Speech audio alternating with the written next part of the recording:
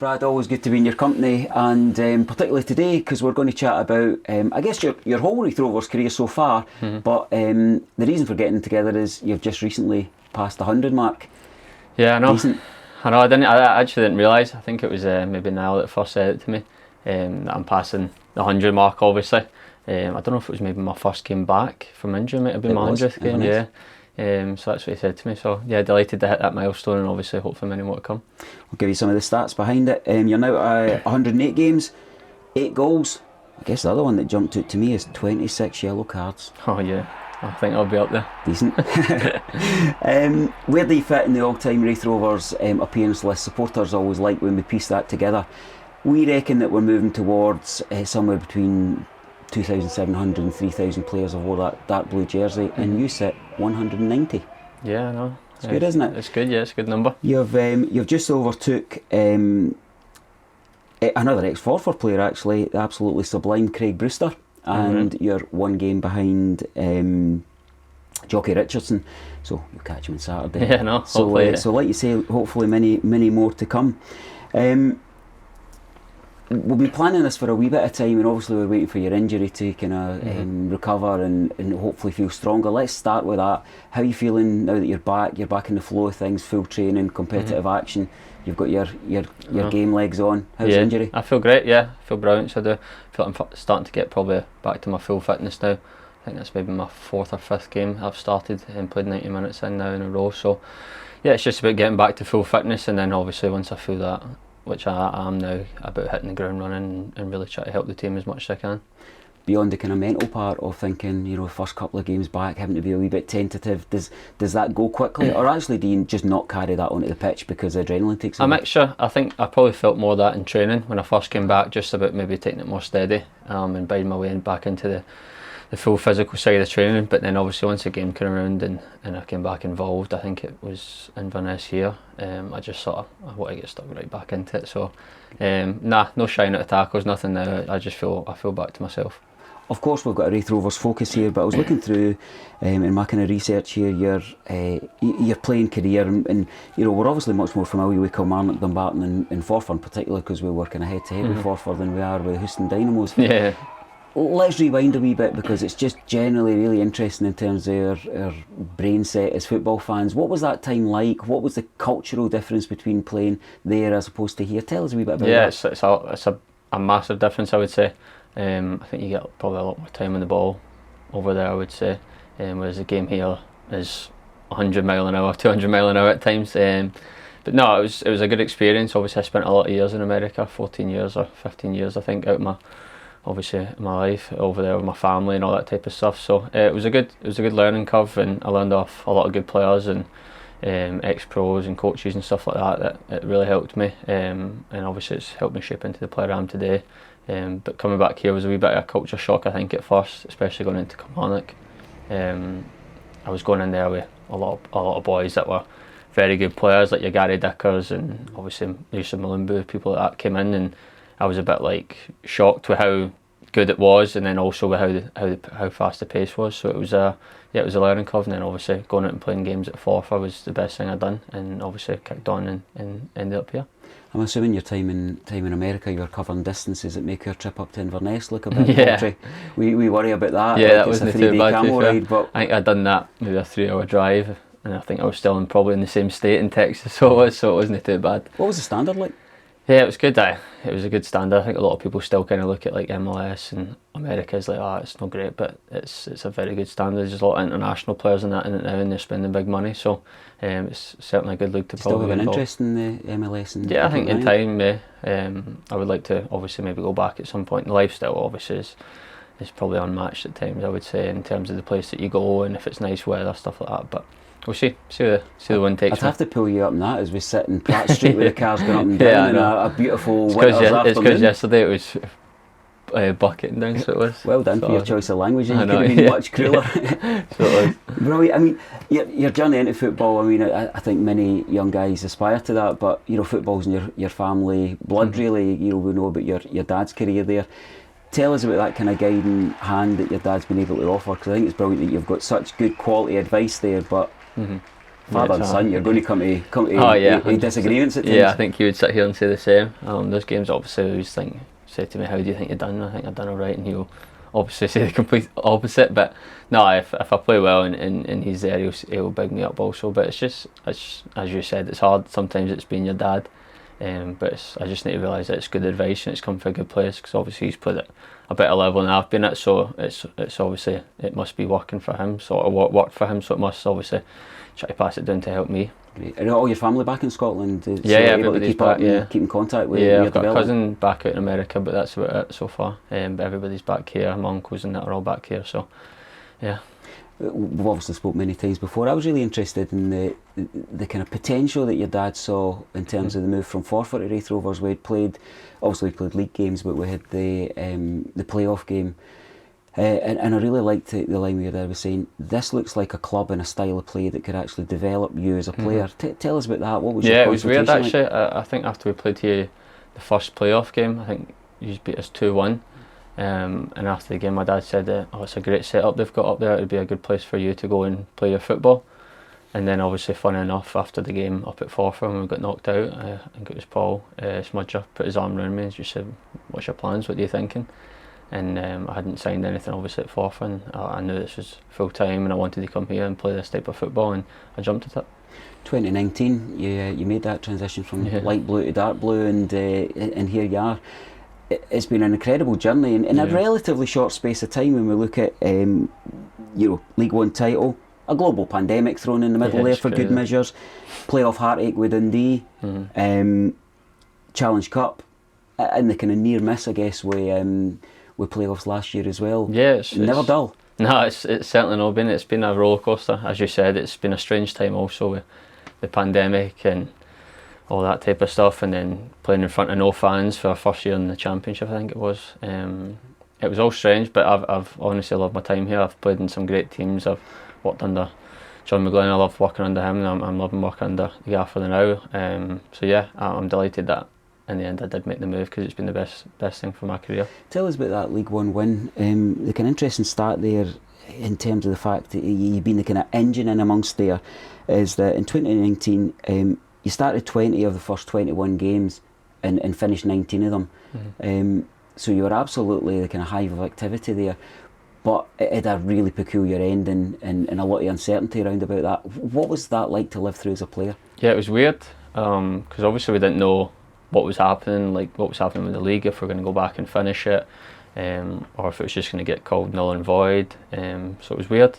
We obviously every day, I think a lot of boys just kept talking in the group chats that I wonder if anything's going to happen, and obviously rumours started circulating that they might either go to the more teams into the league, and then they might just call it that. But it was funny because I think it was before we played Peterhead, was maybe the last game we were due to play, but the week before that, John McGlynn kept saying to the boys, we need to win, because if the league gets called off, we need to be top just in case. I think he left the room, we're at least not getting called off, what is he talking about, and all that type of stuff. But in the end he was right, and obviously it worked out in our favour. But I remember just sitting at a barbecue with my family, and my phone was on charge. I went back to my phone, I had 200 messages and phone calls, and I looked at the chat, and it was obviously we were crowned champions, and it was brilliant, it was buzzing. You sit down at a barbecue, and then 10 minutes later you're a league winner. Yeah, I know, it was crazy. So I think got the champagne out, and obviously it was my first ever league winners medal, so it was brilliant. Brilliant. Other highs in amongst that that kind of jump out is, obviously the Challenge Cup final. You didn't play in the final, but contributed throughout the journey there. How important is something like the Challenge Cup to a club like Raith Rovers, who've been very successful in it of late? Yeah, it's massive. I think obviously you've seen that day with the fans, how much it means to them, but also how much it means to us, because I think everybody knows realistically it's hard for us to go and maybe challenge in the Scottish Cup with Celtic and Rangers and all these teams in it. So yeah, obviously when you want to get into a cup like that, you want to try and win it, and that's what we've done. Obviously every time I've played in it, we've had a decent run, and then obviously due to COVID, the cup final against Inverness got called off, but luckily obviously the last one we got able to play and we won it. Let's go to the D word, the derby. Kind of two things immediately jumped out at me thinking of your time with us. The first one is the 5-1 game. You mentioned John there, and he sat in that very seat and said, it's as close to perfection as any team I've ever coached has come, and if I could only live one game again, that would be the game. Yeah. You started with an assist for Regan Henry's goal. What was that evening like? You know, I was very fortunate to be here. It was crazy actually, to be honest. It was the best game I've ever played in. I mean, we still talk about it now. It was that good. I would probably say it was a perfect game. I know John McGlynn's a wee bit nitpicky at times and wants everything perfect, but no, I would probably say it was brilliant. It was a joy to play in. I mean, coming in at half time, and I can't remember if it was Reagan I looked at, and we just kind of like had a wee laugh as if to say, "Is that actually happen?" And we just kept saying to each other, "We need to do it again." And obviously we went out, and then I think Jamie Gullen scored the fourth or something to kick us on again, and obviously the rest is history, as I say. But it was brilliant. It was a great night to be involved in, and hopefully we can get another one like that soon.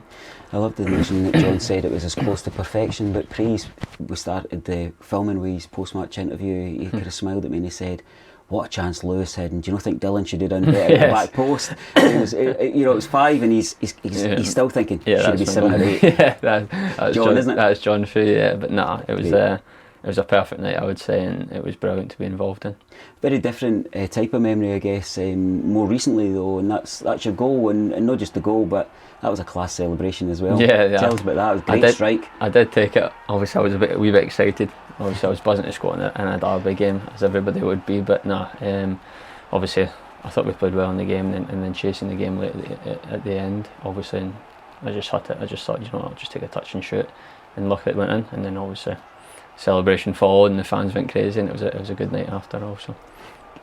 Can you go back to that memory bank and re-establish that feeling in your head? It's such a splitting, tiny moment of your life when you stand in front of the joy of a derby goal. Can you go back to that and relive it? Well, it's hard because obviously it happens quite fast, and I think I can't really remember actually what happened with it. I think I maybe went to play the ball wide and it got cut off, so I just took a touch and then just hit it, and then obviously it went in the bottom corner, and for the celebration I just can't remember. I can't even remember really what I'd done. I know I ran and put my arms out, and then I think cut my ears, and then I thought, I'll go and celebrate with the Raith fans now, cause after giving Dunfermline fans a bit. But no, it was a good game. I remember we chatted after the game in your post-match interview, and one of the things that stuck with me was that you're very much a team player, so you're always kind of looking. My sense of you as a person, as a player, is you're looking to the wider network. But that particular night, you just said about 3 or 4 times, "No, that was for the fans. That was for the fans." We weren't looking at the team. We weren't looking at the league table. Talk to me about your relationship with fans. Do you feel you've got a connection? Is that meaningful? Is that something that gives you a sense of joy? Yeah, obviously you see it like on social media and stuff like that. If you play well, the fans are always tweeting you, or if you get a win, you always see the fans that are buzzing. And obviously, being a fan of football myself, I know what it's like, and I know these people work hard, and they're all week, Monday to Friday, grafting to then obviously come see us on a Saturday. So obviously we just want to do what we can and put on a good performance, for them to go home with joy, because I've been there, your team loses, there's nothing worse. So just hopefully, every time the weekend comes, that you can put a smile on their faces. Brad, you seem wholly at ease with your surroundings. How is that for you to be appreciated but also so comfortable in and around Starks Park? I just think it's obviously the group that I've been here with, I think, is a big part of it. When I first came in, obviously it's a new group, but we got familiar with each other very soon. And obviously there's still boys from when I first came in, like Ross Matthews, Varney, even Jimmy Gullen, Robbie Thompson, people like that, you know what I mean? So it's easy kind of obviously to feel at home, because you see them every day. I'd probably see everybody here more than I see my family. So yeah, you just get accustomed to it, and obviously I'm loving it. You as football players, you do have such a kind of transient life of 2 years here, 3 years there, 1 season there. So when a player does stay for kind of 2, 3, 4, and maybe beyond that years, we always want to kind of capture what that is, when it's somebody we value. What about the current dressing room? What about the current potential in this squad? How far can we go? It's hard to say. Obviously this league's tough. It's another tough game on Saturday. Obviously you look at the results recently and they might not look good, but that's just this league. You can't really pinpoint it. I kind of compare it a wee bit to like the English Championship. It's bottom can beat top every day of the week, and that's how it is. You go away to Arbroath and they're obviously down there, but it's still a tough place to go. So yeah, we know it's in the squad. There's good quality in the squad. It's just about producing it consistently, and I think if you get consistent in this league, you've got a good chance. What about your own game in terms of how it's developed and where you see your role just now? I mean, I think possibly the highest of praise that I heard recently about you didn't come from the supporters, but it came from one of your teammates. Sam Stanton sat in that chair and he says, you know, I've enjoyed going forward, I've enjoyed the opportunity to get in front of goals, but I've also enjoyed giving up that spot because his words were, Brad's a specialist in that role. I appreciate Sam for saying that. It's obviously it's good. It's nice to hear that come from your peers, and I would say the exact same to Stance. I think he's brilliant in the 10 and going on to the game, and I enjoy playing with him. He's a brilliant player. Obviously, I didn't get to play with him much at the back end of last year like I would have, but we've got a good relationship, me and Stance has to with everybody in the dressing room. But I enjoy playing with him. He's a good player, and hopefully we can bring success to the club. Do you feel within yourself that you've still got development there, and that Mickey and Ian can get more out of you? Yeah, I think there's always development. I think especially goals. I would like to get more goals under my belt and contribute that way. Because obviously, if you can get goals from midfield players and take a wee bit of pressure off the front 3 or 4, then it's always good. But yeah, that's something that I think I've always wanted to try and add to my game a wee bit more. So yeah, hopefully in the next 5-6 months, whatever left in the season, I can go and add a couple more. Sitting on 8, get up to double figures. Yeah, hopefully. Yeah. I'll redo the stats. That'll make you about number 1,800 in the goal scoring record. I know. Hopefully soon I'll get some more. Absolutely. Time's really kind of tight here because you're in the middle of a double session, and I think you've gave up part of your pasta to come and say, right, come on, let's do this now, lads. So some quick fire things just to finish with, because we often don't know about you as folks. Who's your football team? I'd probably say Arsenal. I'm an Arsenal fan. I've always been an Arsenal fan. I don't know why, for some reason, because my dad played for Chelsea. It's a bit weird. But no, I've always enjoyed watching good football, and I think even back in the day, Arsenal have always played that. So yeah, I would say Arsenal. Best player you've played with? Best player you've played against? You know where I'm going with these quick ones? Yeah, I know. Best player I've played with. Oh, geez, that's a tough one. I would probably say Jermaine Jones, player I played with in America, US internationalist, and played for Blackburn in the Champions League, and all. I would probably say him.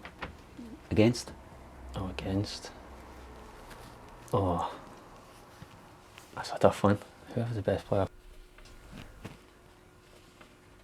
You're going to come back to on that. I can't think of it one. We'll add that as a footnote in the interview, and you text us that later. What makes you tick? Music, movies? What would you recommend that we watch and we listen to? To be honest, I'm not really like I come into the change room, put my headphones on, and I prefer to just be more relaxed. I can have a laugh in the change room, but also kind of save my energy for going out. But I'm relaxed. But on my drive into the ground, I would probably say it's more casual music, just chilled out, and then once I get in here, it's head on and ready to go. Not got any box sets that we've got to be watching? Peaky Blinders, I would probably say all your usual ones. I'm on House of Dragons now. That's so such a football player's answer. Yeah, I know. We've probably had that for about 90% of the exactly, guys, right? Game of Thrones or something like that, I would say. What would you say to young kids who are looking at the life of football and thinking that's my dream? Just keep at it. I mean, I've been rejected a couple of times, I would say, at least. Football is just a game of opinions. I mean, I can go out there on Saturday and play, and somebody might think, he was crap, and somebody else might think he was brilliant. So that's all football is a game of opinions, as long as you just keep your head down and work, and hopefully you'll get success.